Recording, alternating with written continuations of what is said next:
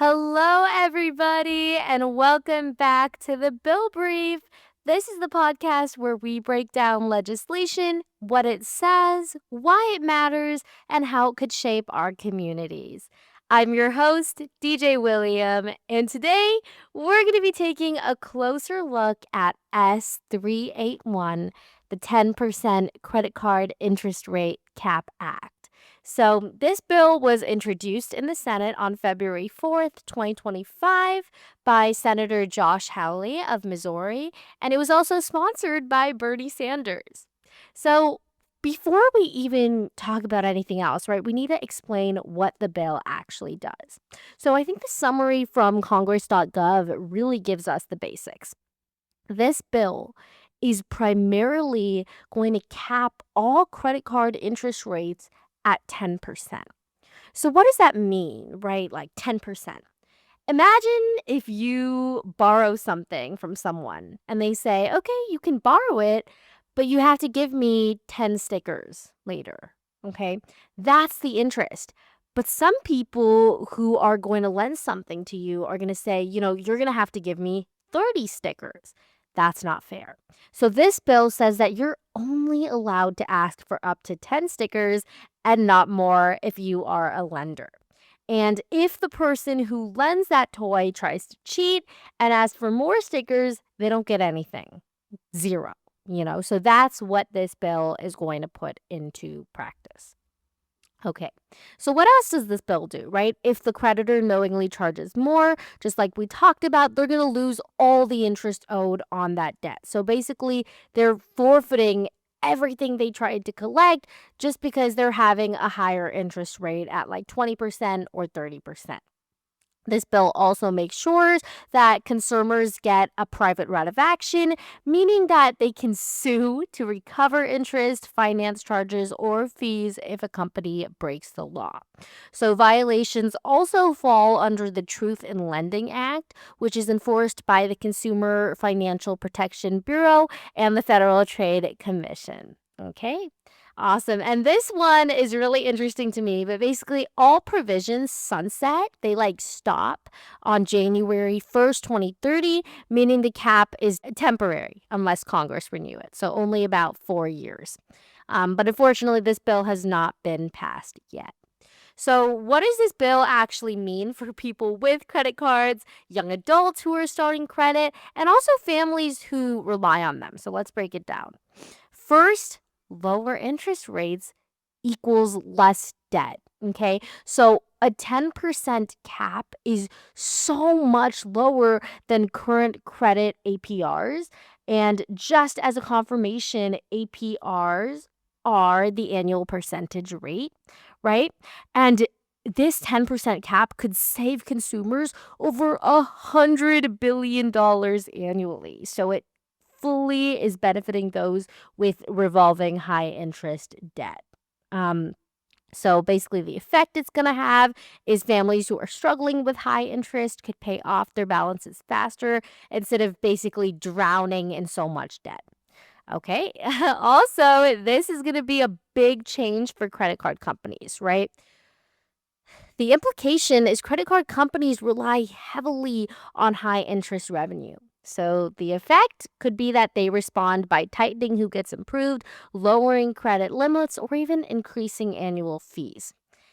And the next part is very, very interesting, right? Because this bill would grant more consumer power. The private right of action is going to give people the ability to sue lenders who are very, I don't like to use this word, how it's described here, predatory, but I think, a better word to describe it is people who are trying to be a little bit manipulative, right? So the effect of this bill would be that it could deter illegal practices because the risk of lawsuit goes up, right? Now, these lenders are going to be very worried that they could get sued if they have higher interest rates. Okay, and this bill also promises stronger federal enforcement. With all of the organizations listed, they can pursue civil penalties for violations. This makes enforcement more credible, right, when you have stronger federal enforcement. And this would be especially against large financial companies. So these financial companies are also going to start to get a little bit worried. Now, what's the temporary nature of this bill, right? What was that sunset that we were talking about earlier? That is that the cap is going to expire after 4 years. So, is this a good thing or a bad thing? I think this is actually a good thing because it gives lawmakers sort of a trial period, right? To see how this is going to affect credit markets before making it fully permanent. Okay. So, also, now we're going to be moving on to some of the controversies. So, literally, like any bill that involves money or any bill at all, there's always going to be debate, right? So, we know what our supporters say. Our supporters say that interest rates are currently above 20 to 30%, and this is trapping Americans in endless debt, right? They're also saying that, if we had a cap, it would protect consumers and shift power away from all of these large financial institutions. And it also says that we're going to allow Congress to test the impact due to this 4-year plan. Now, what do the critics say? This is when we're going to get into the more interesting part, right? So, critics argue that a strict 10% cap could actually reduce access to credit for lower income households because banks will see them as too risky. Now, this is just speculation, right? This isn't a set in stone thing. This is something, there's always a reason to not want something, but there are so many reasons to want it, right? All the benefits that we just went over, how it would have $100 billion out of debt for our consumers, and this is just based on speculation, so that doesn't even really make sense. And then critics also argue that companies might offset the cap with higher fees, making the total cost to consumers the same. Okay, now this is something that definitely can be done, but again, it's also speculation, right? This is why we have the 4-year trial period. This is making sure that it's going to work out. But also, companies, if they were to do that, that's very, very tricky. So basically, let me explain this one a little bit more. It's trying to say that instead of having higher interest rates, because they're not allowed to do that, they would just price the items for more, and they would get the consumers would have to pay the same. So that's very, very tricky. Again, that's also speculation. That's why the 4-year trial period is very, very helpful. Okay. And this next one, I sort of agree with. I am not sure for sure, right? No, I just used the word sure 2 times. I'm not completely sure, right? Because this one says a one size fits all rate doesn't account for different levels of risk. Okay. Yeah, I think you can't just say 10% because there's so much risk across all borrowers, right? Who are borrowing something for a lot of money, who are in a lot of debt, right? So there should be some sort of wiggle room and not just a hard 10% because that's really difficult for companies. Okay, so people who disagree with this bill believe that lenders are going to be tightening their standards, meaning they would potentially close accounts or lower credit limits. Again, this is all speculation, right? This isn't, okay, this is going to happen after we pass the bill. Like, there's no certainty of it. And since this bill offers that 4-year trial period, I think it would be great to just take it. Okay. And then, they're also arguing that there would be an economic impact and that, reduced access to credit could lead to lower consumer spending. And I sort of disagree with this, right?